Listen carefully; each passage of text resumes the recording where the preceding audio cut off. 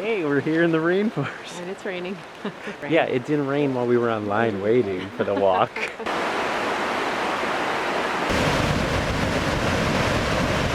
Guys, Omar here, and this is what I look like in Costa Rica. Hey guys, Omar here, and I came back from my Costa Rica trip, and yes, my Fuji X-T20 was soaking wet. I always get the question, should I go with the X-T2 or the X-T20? Because I am going to the rainforest, I'm going to a monsoon area, I'm going underwater. Okay, no one's ever asked that. My advice is if you know you're going somewhere that's very wet or you are always going to be in an area that rains a lot, I would not even try the Fuji X-T20 or go with it. Yes, it's a better price, but peace of mind, really, just peace of mind. During the rainforest part of our trip, it was not so fun as far as it was just basically pouring. We were wearing ponchos. Here's the picture I posted up on Instagram. Everyone was like, is the camera okay? Is the camera okay?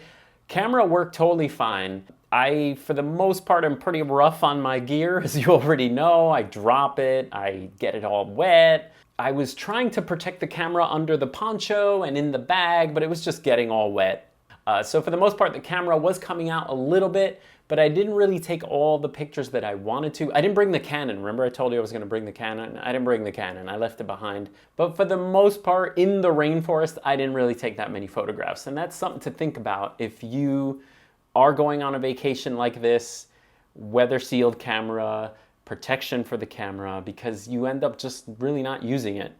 And so I'm gonna go through these pictures really fast. We've done this before because really this vacation for me was about unplugging as much as I could. Those of you that follow me on Instagram, you saw my post of my sort of addiction of always checking the phone, always trying to write back to you guys. And so I tried as much as possible to unplug and just listen to the waves and listen to the rain and listen to the pool sounds. Again, the Fuji X-T20, great for just having on the table while you're having lunch and get great shots of your family, great shots of your drink while you're waiting for your food. Again, this was a family vacation, seeing Costa Rica together, so that's what it was all about. 23mm f2, shooting between two bottles. Food photography. Overhead shot of food. A lot of good food in Costa Rica. Rice and beans for breakfast, for lunch, for dinner. I tried the Pano Shot of the Fuji using the Fuji X-T20 on vertical. And I've mentioned this before, but the Pano shots usually are too long. But it worked here. I didn't want to get my son in the shot, but again, I wish there was a feature where you can stop the Pano. Start, stop, kind of like you can on your iPhone. And then I tried to do a little photography, you know, like grab the camera, thinking of you guys, like I grabbed the 23 f2 and headed over to the beach to try to, you know, do photography for me, which was fun. So this was just playing with light, seeing what it was doing with the trees, still having fun shooting at f2, f2.8 on there, so you can kind of see the background a little bit. I love that lens. This is edited to give, some of these are edited to give a little bit of a film look. I can show you that if you guys want, but you can actually play with the curve to get a little bit of like a filmish look. And here there was a perfect moment, jogger, silhouette, the sun was setting on the Pacific, and there's Guy over there, this guy.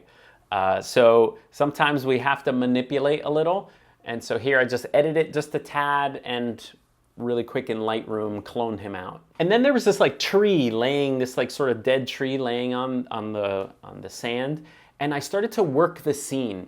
So those of you that are newer to photography, sometimes you kind of want to take a good picture, but you don't spend enough time maybe trying to work the scene. I'll show you, these are all straight out of camera, not edited, and I'll show you what I eventually came up with. So hanging out with tree, I started to go near the sand and sort of work out what I wanted to do here.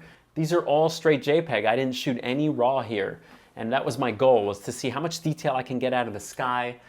And here I started working the scene a little bit. Here's me standing up more and using a slower shutter speed to get some movement in the water. Still wasn't feeling it. And then I got a little bit, I got close and let the tree come into the lens. very close. Composition didn't really work, but I started was playing around here. Here there was too much of the beach back here. I felt there was too much, and centering the tree didn't really work. But again, working the scene, working the angles, moving up like a little spaceship, flying around, trying to see what eventually hits you. And this started to hit me a little bit more, working down at the sand, and the water was coming up and sort of hitting over here. You can see me working the scene. And eventually I got to this one. Even though my horizon's a little tilted on this one, I should have probably fixed that, but I liked what the photograph was doing, and this was my favorite shot. Working the scene, working the scene. Okay, I put this up on purpose. There's times when I forget to shut the camera off, and it takes about 500 pictures, like dark JPEGs, because the shutter is just like so I don't know if that happens to you guys, but it's super annoying. Vacation breakfast.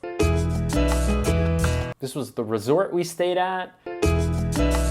This was in the middle of the countryside, and someone put up some lace underwear up. Gotta take a picture of that. I mean, come on. Bokeh test of the 23mm f2 lens. And here's straight out of camera and adding a little bit of vibrance and bringing up the shadows, but I'm loving editing the JPEGs more than the RAWs. Here's straight out of camera JPEG.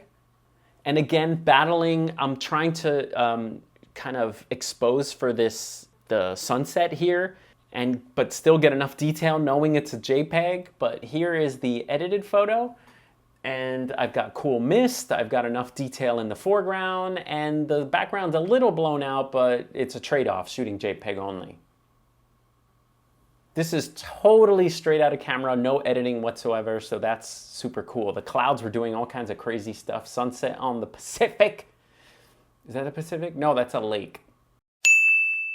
Here I did a longer crop of the same photograph. I love the clouds, which are all kinds of shades. Sloth or hairy meatball. And then we went into the town of La Fortuna, which was great. I got to just walk around with the 23mm f2 by itself.